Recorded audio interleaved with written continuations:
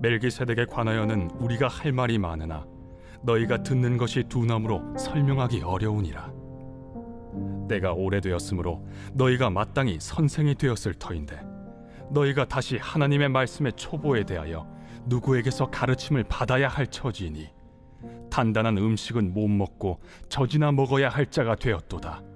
이는 젖을 먹는 자마다 어린아이니 의의 말씀을 경험하지 못한 자요, 단단한 음식은 장성한 자의 것이니 그들은 지각을 사용함으로 연단을 받아 선악을 분별하는 자들이니라. 그러므로 우리가 그리스도의 도의 초보를 버리고 죽은 행실을 회개함과 하나님께 대한 신앙과 세례들과 안수와 죽은 자의 부활과 영원한 심판에 관한 교훈의 털을 다시 닦지 말고 완전한 대로 나아갈지니라. 하나님께서 허락하시면 우리가 이것을 하리라. 2022년 7월 12일 새벽 하나님의 말씀은 히브리서 5장 11절부터 6장 3절입니다. 오늘 본문은 당시 히브리 성도들의 영적인 미성숙에 대한 책망과 신앙의 성장을 권면하고 있습니다. 5장 11절을 보면 그들의 신앙 상태를 이렇게 말합니다. 멜기세덱에 관하여는 우리가 할 말이 많으나 너희가 듣는 것이 둔함으로 설명하기 어려우니라. 아멘. 그들의 듣는 것이 둔하다라고 말을 하고 있는데 이 단어는 마음의 움직임이 둔하다, 이해력이 둔하다, 재치가 부족하고 감수성이 둔해서 잘 잊어버린다, 돌과 같이 무감각한 삶, 우둔한 사람 등을 나타내는 말입니다. 저자는 멜기세덱의 반차를 쫓는 예수 그리스도의 대제사장직에 대해서 할 말이 많지만 독자들이 듣는 것에 게으르고 별로 관심이 없고 귀는 물론이고 마음까지 깨닫고자 하는 열의가 없는 데다가 둔한 상태라고 지적을 하고 있는 것입니다. 즉 하나님의 말씀에 알고자 하는 열의도 없고 삶에 적용하려는 의지도 없는 상태여서 설명하기 어렵다고 말하죠. 그런데 조금 심각한 것은 그들이 신앙생활을 한 지 오래되었다는 것입니다. 12절입니다. 때가 오래되었으므로 너희가 마땅히 선생이 되었을 터인데 너희가 다시 하나님의 말씀의 초보에 대하여 누구에게서 가르침을 받아야 할 처지이니 단단한 음식은 못 먹고 젖이나 먹어야 할 자가 되었도다. 아멘. 신앙적인 연수로 보면 이미 선생이 되어 다른 사람들을 가르쳐야 하는데 다시 하나님의 말씀의 초보에 대해서 누구한테 가르침을 받아야 할 처지입니다. 오래되었다고 신앙이 반드시 좋은 것은 아님을 우리가 알 수 있습니다. 한 학생이 태권도를 10년째 배우고 있습니다. 그 정도의 시간이면 3단이나 4단의 고수가 되어 있었을 것입니다. 발차기도 멋지고 몸도 튼튼해졌을 것입니다. 어느 날 부모님이 10년째 태권도를 배운 자녀를 자랑하고 싶어서 친구들 앞에서 발차기를 시켰는데 처음 도장에 데리고 갔던 모습 그대로라면 그 아이는 태권도를 배운 것이 맞을까요? 그 아이가 정상이라고 말할 수가 있을까요? 교회를 10년째 다니고 있습니다. 주일 예배에 빠지지 않고 봉사도 열심히 합니다. 그런데 하나님이 누구신지, 창세기가 구약인지 신약인지, 아니 성경이 구약과 신약으로 나누어져 있는지도 모른다면 그 성도의 신앙을 바른 신앙이라 할 수 있을까요? 여러분, 신앙은 진보를 요구합니다. 끊임없이 성장하고 발전해야 하는 것이 우리의 신앙입니다. 부모의 강요에 의해서 때론 어려서부터 다니다 보니 습관적으로, 또한 교회 가면 좋은 사람들도 만나게 되고 또 먹을 것도 주고 큰 교회는 사업에 도움도 되는, 오로지 그런 이유만으로 교회를 다니는 신앙인은 신앙이 성장하지 않고 어린아이일 수밖에 없습니다. 겉으로 보면 20살 청년처럼 건강해 보이는데 실상은 젖을 먹는 어린아이이고, 더 나아가서 중직자가 되어서 남을 가르치는 자리에 있어야 하는데 여전히 젖병을 물고 있는 것입니다. 왜 그런 일이 일어날까요? 13절을 보면 젖을 먹는 자마다 어린아이니 의의 말씀을 경험하지 못한 자요 라고 말합니다. 교회를 오랫동안 다녔지만 어린아이의 수준에 머물러 있는 이유는 의의 말씀을 경험하지 못했기 때문입니다. 의의 말씀을 경험하지 못했다는 것은 의의 말씀에 생소하다는 거예요. 즉 익숙하지 못하다는 것을 말합니다. 그렇다면 그들에게 생소한 의의 말씀은 무엇입니까? 바로 의의 말씀은 그리스도에 대한 지식입니다. 복음입니다.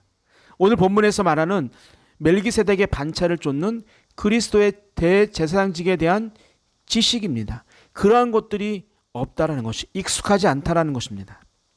여러분, 우리가 성장하기 위해서는 말씀을 경험해야 합니다.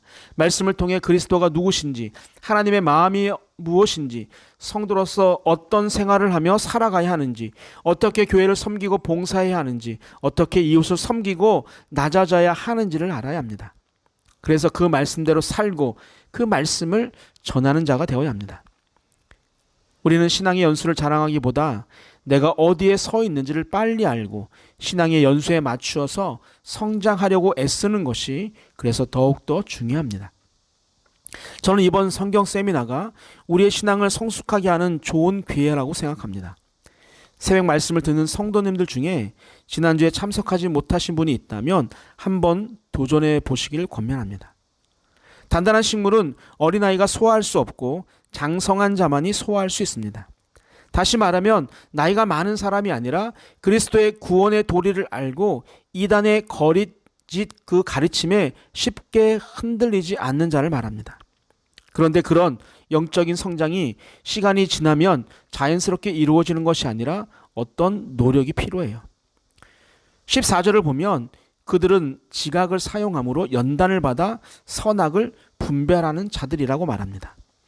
심령의 감각을 부단히 활용하고 연단을 받는다는 것이죠. 여기서 연단이란 단어는 본래 벌거벗은을 뜻하는 귐노스에서 유래한 동사입니다. 옛 헬라 사회의 체육학교에서 벌거벗고 운동하는 모습을 표현한 것이죠. 즉 신체나 정신 등을 강하게 단련하는 것을 의미합니다. 또한 선악이라고 말하는 것은 우리가 생각하는 도덕적 의미가 아니라 교리상으로 건전함과 타락함을 나타내는 단어입니다. 즉 성도는 영적 감각 기관을 부단히 활용하고 또 훈련받음으로써 선악 및 유익한 것과 해로운 것, 그리고 받아들여야 할 것과 버려야 할 것을 잘 분별할 수 있어야 합니다. 또한 6장 1절과 3절은 그리스도께서 완전한 대제사장이라는 그 심오한 진리를 잘 이해하기 위해서 신앙 진보를 권면하고 있습니다. 신앙 진보를 이루기 위해서는 먼저 그리스도의 도의 초보를 버려야 합니다. 도의 초보란 말은 기본적 가르침, 초보적 교리란 말입니다. 즉 그리스도에 대한 초보적인 지식 수준에 머물러 있지 말라는 것입니다.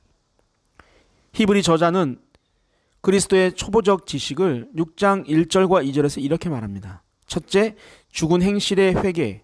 둘째, 하나님께 대한 신앙. 셋째, 세례. 넷째, 안수.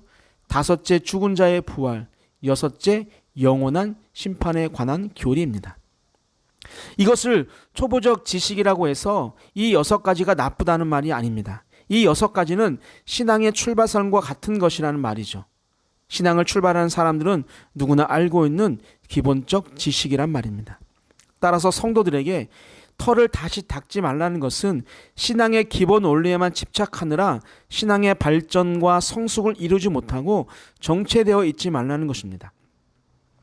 집을 짓는 자가 기초를 만들면 그 기초에 기둥을 올리고 벽을 쌓고 지붕을 올려야 합니다.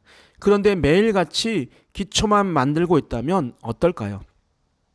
그렇게 기초에만 연연하는 성도들에게 기초에서 벗어나 완전한 대로 나아갈 것을 강조하는 것이죠.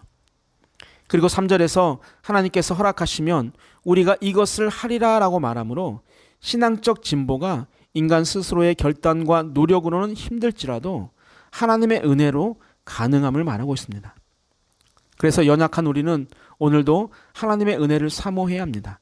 신앙의 정체성을 잃어가는 누군가가 있다면 하나님께서 허락하시면 영적 성장과 진보가 충분히 가능하다는 이 말씀을 믿고 오늘 그것을 구하는 하루가 되기를 주님의 이름으로 축복합니다. 아멘. 사랑의 하나님 아버지, 신앙의 연수만큼 나의 신앙이 성숙해 가고 있는지 돌아봅니다. 여전히 부족하고 연약함을 고백합니다. 봄에 씨를 뿌리고 가을에 열매를 맺는 것이 자연의 이치일진데 우리는 여전히 씨앗만 뿌리고 뿌리는 자는 아닌지요. 이제 신앙의 열매를 맺고 살아가는 자들이 되게 하여 주옵소서. 더운 여름 날씨에 산돈의 모든 성도님들의 건강을 지켜 보호하여 주시고 각자의 자리에서 늘 시원한 역할을 감당하게 인도하여 주옵소서. 육신의 질병으로 고생하는 모든 자들에게 하나님의 치유의 손길이 가득하길 소망합니다. 오늘도 내일도 영원토록 우리와 함께 하시는 예수 그리스도의 이름으로 기도하옵나이다. 아멘. 우리 함께 기도합니다. 첫 번째, 신앙의 연수만큼 날마다 자라가는 신앙인들이 되게 하여 주옵소서. 두 번째, 주일학교 여름 성경학교가 은혜 가운데 잘 준비되게 하여 주옵소서. 마지막, 육신의 질병 중에 있는 성도님들을 주님의 능력의 손으로 치유하여 주옵소서. 우리 함께 기도하시겠습니다.